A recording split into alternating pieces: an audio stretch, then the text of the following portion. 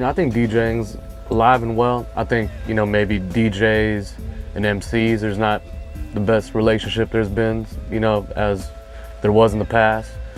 So, but, it's up to artists and how they roll. A lot of these artists now, they didn't really grow up with the influence of a DJ, as they came up, and, as Rock has been stressing, all of us come from the culture and the elements. So, the way we rock, is the way we were brought up and learned how to rock. So I can't really speak for other artists, and I don't really know the paths they've taken. But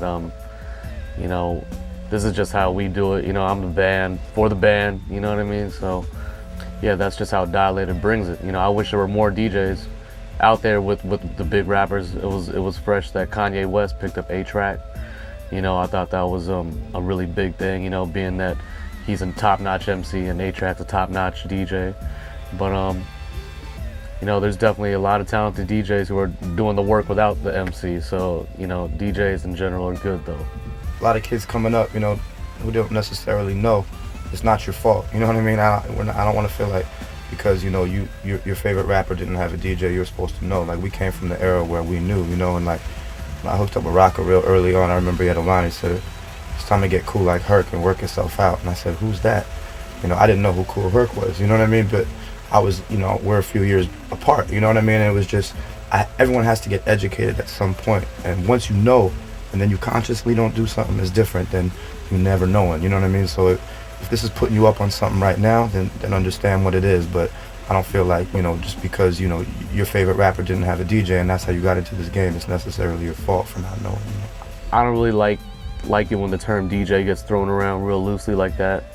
It's part of it's like, I think, insulting to people who really put into that time to have a record collection and, invest time into having skills and going out and making a name for themselves, but on the other side of it though too, it's kind of, I think it's kind of like the new hustle.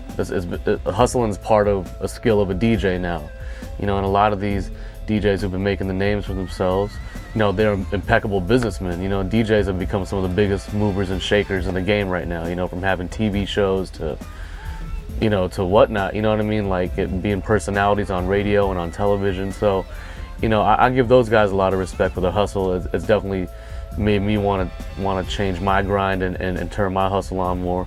But at the same time, I really come from skills, man. It really doesn't make sense unless you really throw down with your hands at the end of the day, But I definitely see how, the new school of cats, they get up in here and it's a lot of it too is, it's about exclusive jams and it's about, having stuff like that. But, I kind of see the relationship of selecting and, like you see in dance hall DJing where, people get exclusive dub plates and, you know what I mean? And a lot of it is toasting and selecting too, which I'm not mad at. You know what I mean? It's hard to get up in the mix and get exclusive joints and hook up with MCs and all that. So there's a skill within that, But the raw essence of it is when your hands touch the wax. Yo, as far as I'm concerned, man, you can mix an exclusive like you can mix a record that's been out for 10 years. It's still got a beat and it can still blend with another beat. So the fact that it's an exclusive don't give you an excuse not to mix.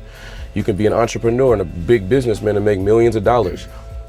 Be an entrepreneur. That don't give you no respect to me as a DJ and have skills. You know what I mean? Like, we do what we do. We love and respect it for what it is. And I'll respect somebody as an entrepreneur or as an exclusive finder, because that's what they are if that's what they're gonna be. But as a real DJ, I roll with real DJs. I grew up around real DJs and I was blessed to be able to come in contact with them and really know how cats get down. We just got off, we went off tour a couple years ago with Grand Wizard Theodore and Jazzy J. So to be on tour with architects of the culture and then to go act like we don't know what time it is really disrespectful. The beauty of hip hop culture, one of the most beautiful things about it is that most of the architects are still here.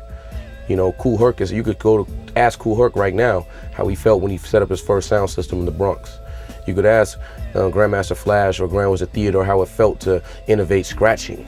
You know what I mean? The people are still there. Jazzy J innovating production to a level that people don't even give him the respect for with Def Jam and all that. So, we seen the real cats get down, and I respect everybody for what they do, but just because you say you do something don't mean you're really doing it. Yeah, I mean, like back in the day, I'd sit home with my cassettes, and and make these little compilation tapes or mixtapes, as I call them. But I would never dare call myself a DJ. You know what I mean? This was just my selection of favorite songs that I was passing out to my homies and what have you. So I just think calling yourself a DJ, you really you need to understand what that is.